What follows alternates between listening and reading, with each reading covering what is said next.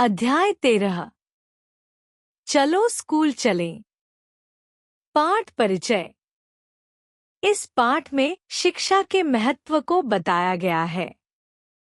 इस पाठ में दो बहन भाई मजदूरी पर जाते बच्चों को देखकर उन्हें पढ़ाई पर ध्यान देने के लिए प्रेरित करते हैं। आइए पढ़कर जानें। व्याख्या।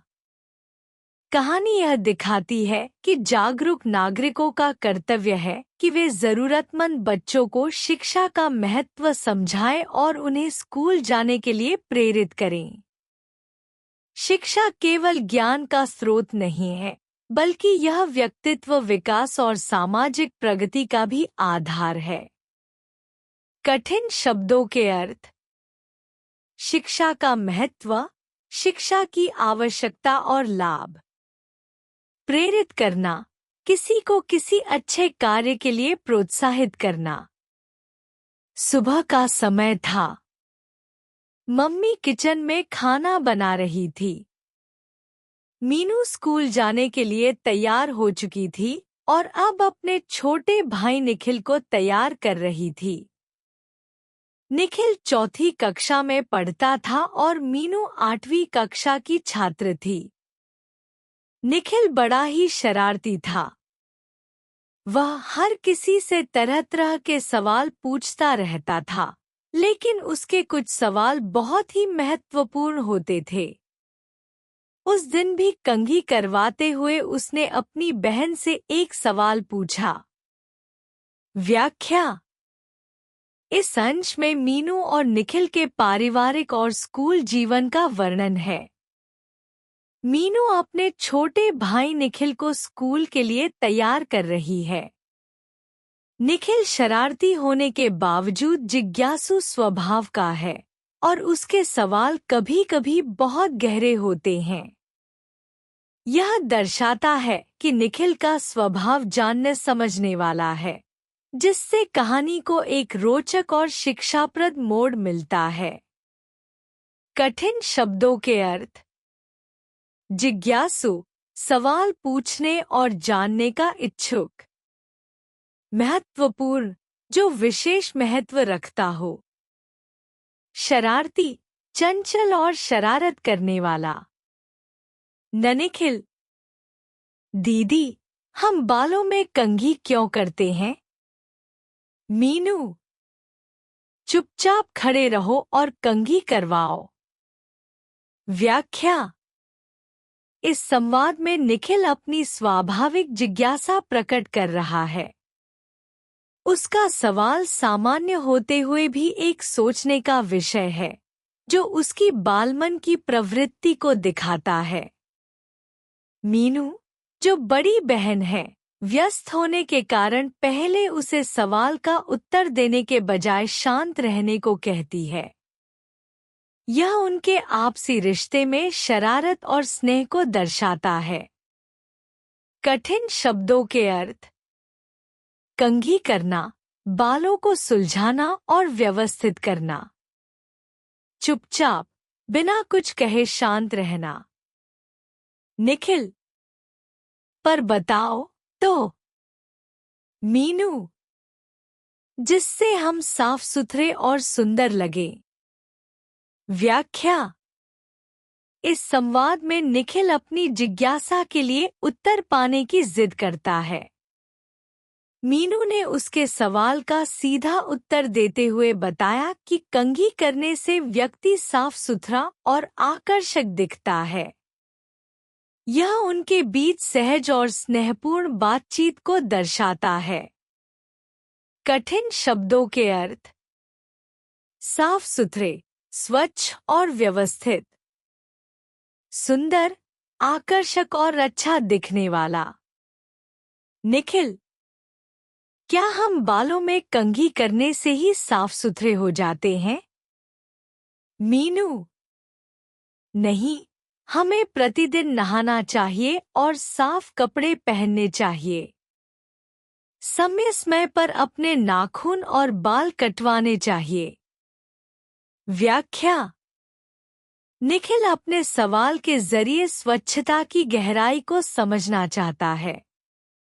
मीनू ने यह स्पष्ट किया कि केवल बालों में कंघी करने से स्वच्छता पूरी नहीं होती। हमें रोज नहाने, साफ कपड़े पहनने और नाखून एवं बालों की नियमित देखभाल की आवश्यकता होती है। यह स्वच्छता के सभी पहलुओं को समेटता है। कठिन शब्दों के अर्थ: साफ सुथरे, स्वच्छ और व्यवस्थित। नाखून कटवाना, नाखूनों को साफ और छोटे रखना। प्रतिदिन, हर दिन। निखिल: अच्छा, और क्या करना चाहिए? मीनू: और व्याख्या। इस संवाद में निखिल अपनी जिज्ञासा से आगे और जानना चाहता है कि स्वच्छता के अलावा और क्या चीजें जरूरी हैं। मीनू इस सवाल का उत्तर देने के लिए तैयार होती है, लेकिन शायद वह सोच रही है कि उसे और कौन-कौन सी बातें निखिल को समझानी चाहिए। कठिन शब्दों के अर्थ: और क्या करना चाहिए? स्वच्छता और स्वास्थ्य के अतिरिक्त अन्य आदतें जो महत्वपूर्ण हो सकती हैं। तभी मम्मी कहती है, बस आने का समय हो गया है। जल्दी से नाश्ता कर लो। दोनों नाश्ता करते हैं और फिर बस के लिए बाहर सड़क पर खड़े हो जाते हैं। व्याख्या: इस अंश में बच्चों के स्कूल जाने की तैयारी को दर्शाया गया है। मम्मी बच्चों को समय की पाबंदी का ध्यान दिलाते हुए नाश्ता करने के लिए कहती हैं। यह रोजमर्रा की जीवन शैली और समय के अनुशासन का उदाहरण है। नाश्ता करके बच्चे बस के इंतजार में बाहर खड़े होते हैं, जो उनके स्कूल जाने की तत्परता को दिखाता है। कठिन शब्दों के अर्थ: बस आने का समय, स्कूल बस के आने का निर्धारित समय। नाश्ता, सुबह का हल्का भोजन। सड़क पर खड़े, बाहर बस का इंतजार करना। निखिल के मन में कुछ सवाल घूम रहे थे, लेकिन वह चुपचाप खड़ा रहा। तभी निखिल को सड़क से कुछ बच्चे जाते दिखाई देते हैं, जिनके हाथ में खाने का डिब्बा था। उनके कपड़े भी मैले और पुराने थे। वह कुछ सोचने लगता है, फिर मीनू से पूछता है। व्याख्या: इस अंश में निखिल की जिज्ञासु प्रवृत्ति को दिखाया गया है। जब वह सड़क पर ऐसे बच्चों को देखता है जिनके कपड़े मैले हैं और जो स्कूल के बजाय कहीं और जा रहे हैं, तो यह दृश्य उसे सोचने पर मजबूर कर देता है। निखिल के मन में इन बच्चों के बारे में जानने की उत्सुकता पैदा होती है, जो उसकी संवेदनशीलता को दर्शाता है। कठिन शब्दों के अर्थ: मैले कपड़े, गंदे और साफ न किए गए कपड़े। खाने का डिब्बा, भोजन रखने के लिए उपयोग किया जाने वाला डिब्बा। चुपचाप, बिना कुछ कहे शांत रहना। निखिल: दीदी, ये बच्चे खाने का डिब्बा उठाए कहाँ जा रहे हैं? मीनू: पता नहीं। व्याख्या: इस संवाद में निखिल सड़क पर चलते बच्चों को देखकर उनकी स्थिति को समझने की कोशिश करता है। यह दिखाता है कि वह सामाजिक विषमताओं के प्रति जिज्ञासु और संवेदनशील है। मीनू इस सवाल का तुरंत उत्तर न देकर उसके विचार और जिज्ञासा को बढ़ने देती है। कठिन शब्दों के अर्थ: खाने का डिब्बा, भोजन रखने के लिए इस्तेमाल किया जाने वाला पात्र। पता नहीं, किसी जानकारी का अभाव। निखिल, प्लीज बताओ ना, इनके हाथ में खाने का डिब्बा क्यों है? हमारी तरह स्कूल का बैग क्यों नहीं है? ये क्या करते हैं? मीनू, इनके हाथ में खाने का डिब्बा इसलिए है क्योंकि ये काम करते हैं। ये पढ़ने नहीं, काम करने जा रहे हैं। व्याख्या। इस संवाद में निखिल मजदूरी पर जा रहे बच्चों को देखकर उनकी स्थिति को समझने की कोशिश करता है। वह उनके पास स्कूल का बैग न देखकर यह सवाल करता है, जो उसकी संवेदनशीलता और सामाजिक असमानताओं के प्रति जागरूकता को दिखाता है।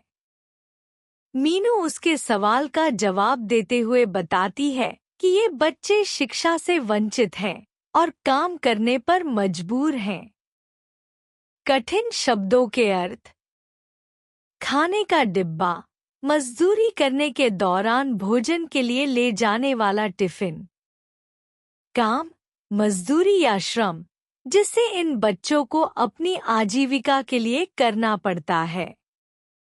स्कूल का बैग, छात्रों द्वारा किताबें और स्टेशनरी रखने के लिए उपयोग किया जाने वाला बैग। निखिल, क्या इतने छोटे बच्चे भी काम करते हैं? मीनू, हाँ। व्याख्या। इस संवाद में निखिल अपनी जिज्ञासा और हैरानी को व्यक्त करता है जब वह छोटे बच्चों को काम करते हुए देखता है।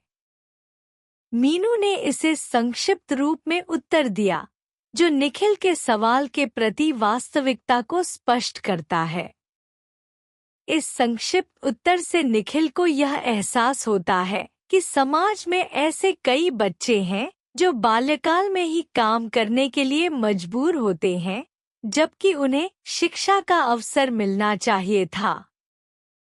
कठिन शब्दों के अर्थ। बाल मजदूरी, बच्चों का काम करने के लिए मजबूर होना। जिज्ञासा, जानने की इच्छा। निखिल, लेकिन ये काम क्यों करते हैं? मीनू, क्योंकि इनके माता पिता गरीबी के कारण इन्हें पढ़ा लिखा नहीं पाते हैं। व्याख्या। यह संवाद निखिल की एक और जिज्ञासा को व्यक्त करता है, जिसमें वह यह जानना चाहता है कि छोटे बच्चे काम क्यों कर रहे हैं। मीनू ने इसका उत्तर देते हुए बताया कि इन बच्चों के माता पिता गरीबी के कारण उन्हें शिक्षा प्रदान नहीं कर पाते। इस उत्तर से निखिल को यह समझ में आता है कि आर्थिक तंगी के कारण बच्चों को शिक्षा की बजाय काम करने के लिए भेजा जाता है। कठिन शब्दों के अर्थ। गरीबी, आर्थिक स्थिति का अभाव या दीनहीन हालत। पढ़ा लिखा, शिक्षा प्राप्त करना, पढ़ाई लिखाई करना। निखिल, ये कौन कौन से काम करते हैं? मीनू, ऐसे बच्चे छोटी मोटी दुकानों पर, कारखानों में तथा घरों में काम करते हैं। व्याख्या। निखिल अब यह जानने की कोशिश कर रहा है कि जो बच्चे काम करते हैं वे किस प्रकार के काम करते हैं।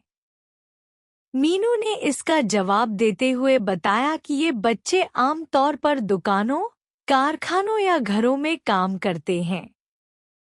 इस उत्तर से निखिल को यह समझ में आता है कि ये बच्चे मजदूरी करते हैं, जिससे उनकी शिक्षा छूट जाती है और वे आर्थिक तंगी में फंसे होते हैं। कठिन शब्दों के अर्थ।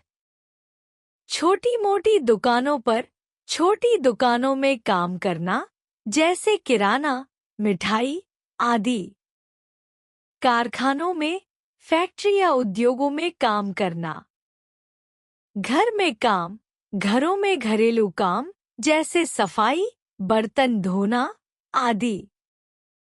निखिल, क्या ये बच्चे पढ़ नहीं सकते? मीनू, पढ़ सकते हैं? व्याख्या। निखिल अब यह सवाल करता है कि क्या इन बच्चों को पढ़ाई का अवसर नहीं मिल सकता? मीनू का उत्तर चकित और संशय से भरा है, जिसमें वह निखिल की जिज्ञासा को और बढ़ाती है। यह संवाद दर्शाता है कि निखिल को यह समझ में आता है कि इन बच्चों को पढ़ाई का अधिकार मिलना चाहिए, लेकिन मीनू का जवाब यह संकेत देता है कि कुछ स्थिति ऐसी है जिससे ये बच्चे शिक्षा से वंचित रह जाते हैं। कठिन शब्दों के अर्थ। पढ़ना, शिक्षा प्राप्त करना, किताबों और अन्य स्रोतों से ज्ञान प्राप्त करना। संशय, शंका, अनिश्चितता। निखिल। वह कैसे? मीनू। अब देश की सरकार ने प्राथमिक शिक्षा मुफ्त देने की योजना बनाई है, जिसके माध्यम से ये बच्चे पढ़ सकते हैं। व्याख्या। निखिल यह जानने की कोशिश करता है कि इन बच्चों को शिक्षा का अवसर कैसे मिलेगा। मीनू उसका उत्तर देते हुए बताती है कि अब सरकार ने एक योजना बनाई है जिसके तहत प्राथमिक शिक्षा निःशुल्क दी जाती है। इस योजना से ये बच्चे भी पढ़ाई कर सकते हैं जो पहले गरीबी के कारण पढ़ाई से वंचित थे। मीनू का उत्तर निखिल को यह समझाने में मदद करता है कि शिक्षा अब सभी के लिए उपलब्ध है, चाहे वे गरीब ही क्यों न हो। कठिन शब्दों के अर्थ। प्राथमिक शिक्षा, शुरुआती शिक्षा, जो स्कूल के पहले स्तर की होती है। मुफ्त, बिना किसी शुल्क के, निःशुल्क। योजना, सरकार या किसी संगठन द्वारा बनाई गई योजना या कार्यक्रम। निखिल। लेकिन ये कॉपी किताबें और पेंसिल कहाँ से लाएंगे? मीनू। सरकार ने गरीब बच्चों को ये सब चीजें मुफ्त देने की योजना बनाई है। व्याख्या।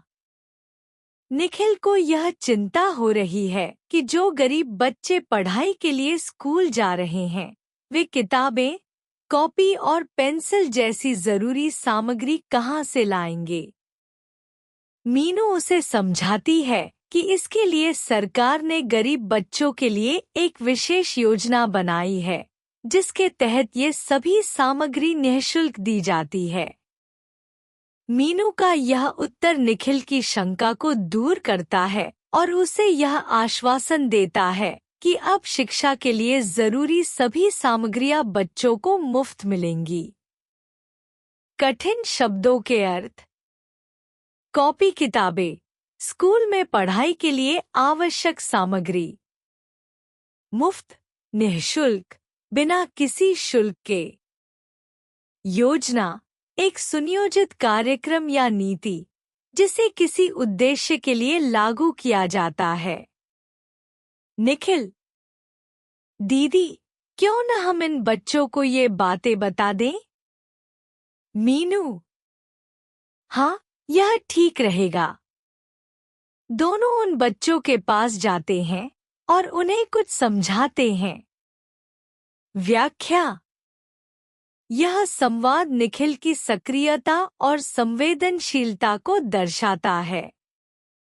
वह सोचता है कि क्यों न उन बच्चों को शिक्षा के महत्व और मुफ्त शिक्षा की सरकारी योजनाओं के बारे में बताया जाए। मीनू भी उसे समर्थन देती है और इसे सही कदम मानती है। इसके बाद दोनों बच्चों के पास जाकर उन्हें शिक्षा की ओर प्रेरित करते हैं। यह पहल समाज के कल्याण और बच्चों के उज्ज्वल भविष्य के लिए महत्वपूर्ण है। कठिन शब्दों के अर्थ।